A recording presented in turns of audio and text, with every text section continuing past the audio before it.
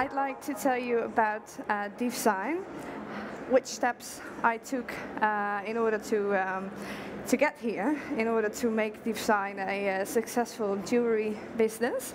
And more importantly, since I don't have any experience in design, whether it's jewelry design or industrial design or any other form of design, I think it's important to know that you shouldn't be afraid of any boundaries, because there are none. I will tell you about how to take these steps yourself, about what to do and what not to do, and give you some clues on how to start your own designing company and make your design dreams come true. So that is indeed, well, I'm a fanatic Twitterer. I don't know if any of you like to Twitter. I know the guys from the TCT show like to Twitter as well. So if you'd like to tweet about my talk, use at Dyvsign and at the TCT show, and I'd love to read everything afterwards. So, like I told you, how to make your design dreams come true thanks to 3D printing without any knowledge of or experience in designing. Now, before Dyvsign was born, so to speak, I actually had another web shop. It was called Bracelet Boutique, and I founded it when I was writing my thesis on my master thesis on communication, and before that I studied art history. So while I was writing my master thesis, I was a bit bored, and I thought, well, why not start a web shop and have something to do? Now, of course, as you probably know, there are many thousands of web shops out there, and so I needed a niche to distinguish myself from all the other web shops. And in order to find my niche, I asked myself a couple of questions. The first one was actually, what do I know most of?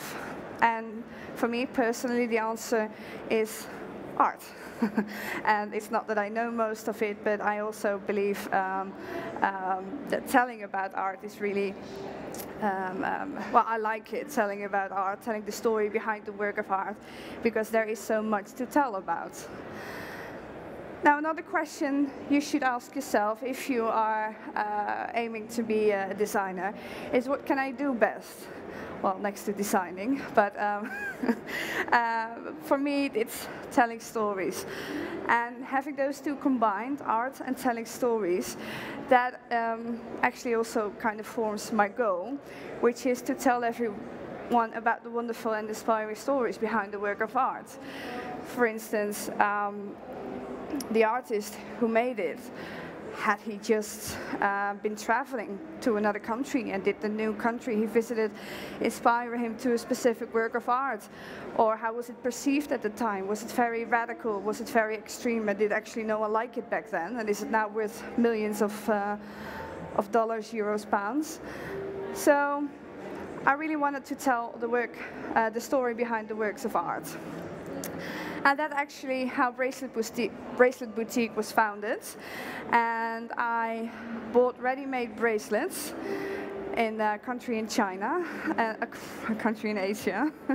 And I combined them with a work of art. For instance, if I bought a blue bracelet, then I would combine it with an Yves Klein painting, for instance. And on the website, you'd also read about the story. So you have a lovely combination of wearing something nice and having to tell something nice about it as well. Then it was November 6, 2010, and I was at a graduation party, and someone came up to me and he said, "You should 3D print your own bracelets." And I thought he was messing around with me. He tried to explain what 3D printing was. Well, you can print objects, and all I saw in my head was, you know, the typical laser printer that's next to your computer. And I thought, how are objects coming out of a printer? So I just thought he had too many beers and he was messing around with me. But yeah, that was my initial reaction. What do you mean? Now, in the meantime, Bracelet Boutique became more and more a success, and it appeared in the media, big national fashion magazines in the Netherlands, etc. And in the meantime, I also learned more about 3D printing. The friend of mine, he put it in my head, and it kept popping up everywhere. For instance, the dresses by fellow Dutch fashion designer Iris van Herpen. And this is all very nice and very fashion-like. But in order to wear this, I think you must be Lady Gaga or very brave to go to the supermarket wearing this. And back then, and I'm talking about 2011, I think there were mainly two target goals for 3D printing. Haute couture fashion, like Iris van Herpen, that I just showed you, or the hobbyists, the rap community. And both of them were actually not the target groups that I wanted to reach, because for me what was important is that I would show everyone how easy and wearable 3D printing is. I wanted to show the general female consumer that 3D printing isn't all that technological, and it's not something to be afraid of.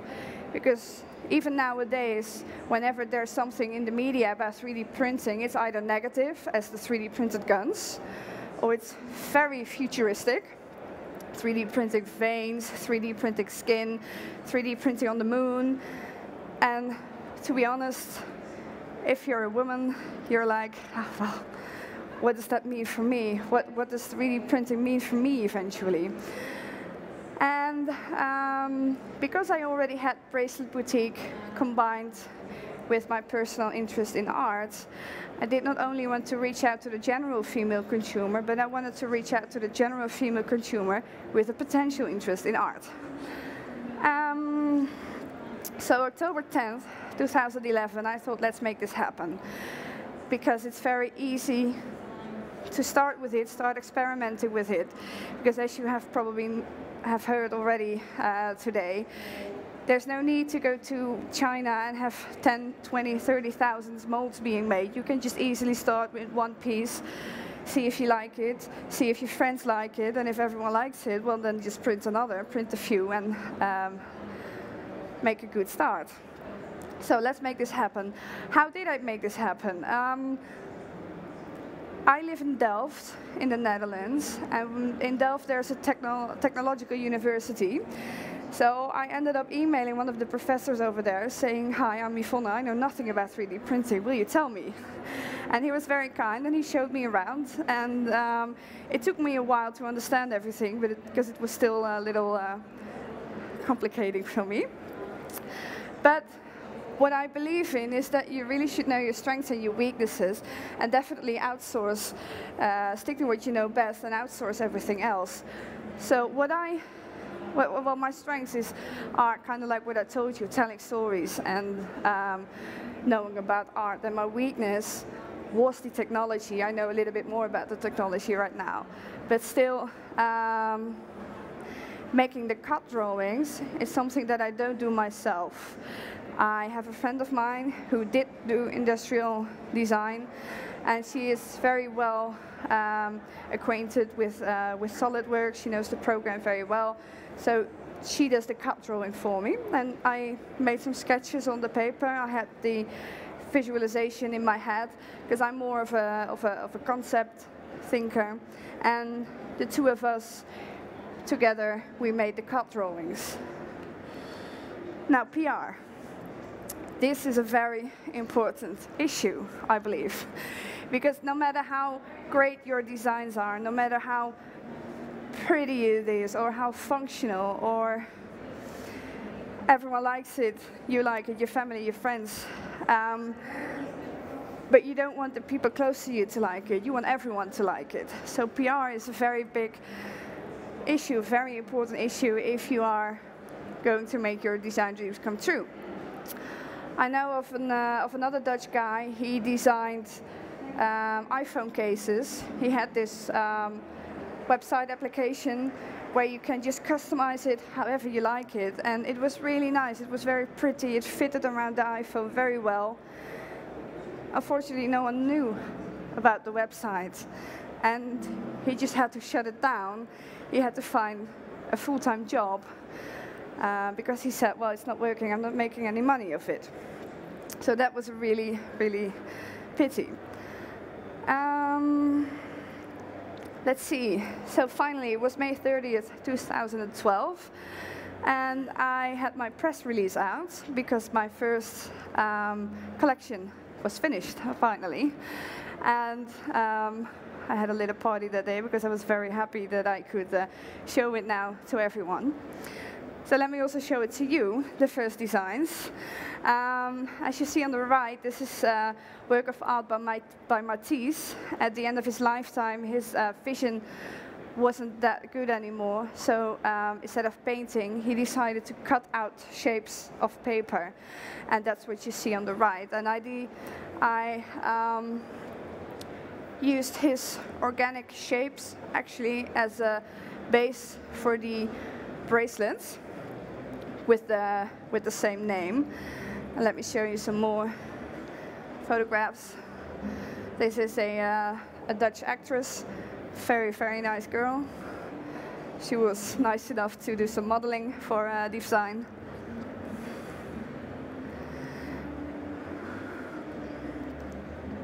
And this is a thinner version, and the one on the top is 3D printed in wax and later casted in massive silver. And you can still recognize the shapes originated from Matisse's work of art.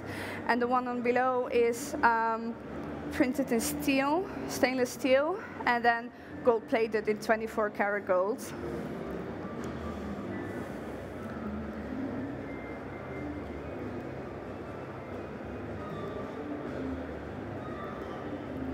This is another model, the La Danse des Voiles from Picasso. As you can see on the painting by Picasso, there's a woman in it. You can see her head and her breasts, and then onto the waist and the upper leg and the feet. And what I actually did is I took out the woman, made the contours, and we shaped it in. We made an oval shape out of it, so you can wear it around your wrist. Another few images. And this is another piece of metal. This is the Your Gaze Hits the Side of My Face. It's a work by Barbara Kruger, and it's from the 80s. And she was real feminist, and she was a photographer and a graphic designer. And she made the photo of a marble statue, and she added the words next to it, saying, "Your gaze hits the side of my face," therefore implying that men shouldn't only look at women, but also appreciate them. And what I did is I took the contour of the marble statue and printed it and made a suede cord at it to have the bracelet function. And it's a little bit of an ironic piece because when you wear it and you look at it, you're still gazing at the side of the marble statue's face. So this is the bronze version, and eventually it was also printed in 24 karat gold-plated steel. Now, the press release was a success. These are images of publications in 3 large Dutch magazines, and I was very happy with them. I did do some sales, but not a lot. This was published in October 2012, because there's a little bit of a time gap between the press release and eventually when magazines publish it. I was one of the first web shops in the Netherlands to sell 3D printed bracelets, and I think it was a little bit too new for October 2012. Things are much better now. Now everything was up until then still called Bracelet Boutique, but since the 3D printed bracelets got a lot of attention, and since I was going to be at my first trade fair, I thought Bracelet Boutique, I didn't like the name anymore. I thought the name was too simple for such a nice new product as 3D printed bracelets. So I decided to come up with a new brand name, which was Dyvsign eventually, and it's really simple because it's designed by Yvonne. And I'm really happy that I made this decision, because that eventually led to another growth spurt in September 2012 when I stood on my first trade fair. That's when I also sold my bracelets to retail, directly to shops, instead of only selling them via my website. And the second growth spurt was 2013, March, so only half a year ago. And that's actually when I decided to go full-time for Dyvsign, because it was growing very, very fast. And well, I wanted to see how far I could go, to see, well, what else is there to reach. So I decided to spend all my time into Dyvsign, and I'm very happy that I can say that I have now, I believe, 40 points of sale in 6 countries, and growing, of course, still. Now, there's also been some criticism on Dyvsign, on me. Some people say that I'm not really a designer. That's okay.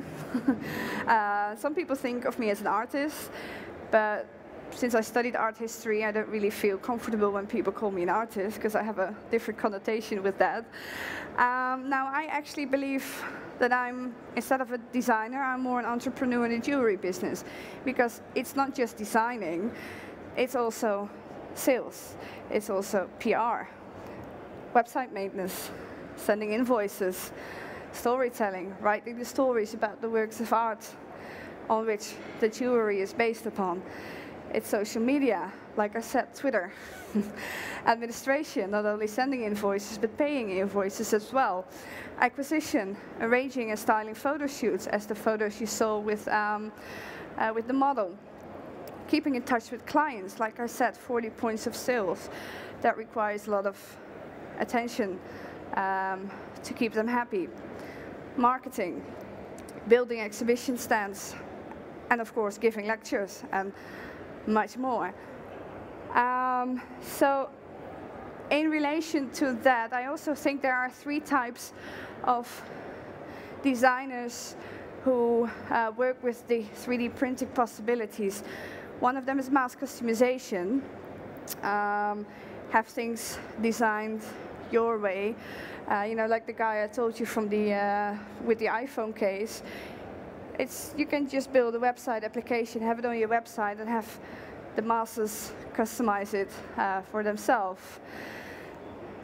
And complexity is also a type of 3D printing designer, because now you can 3D print shapes that weren't possible to make them before. So there are designers who just focus on that.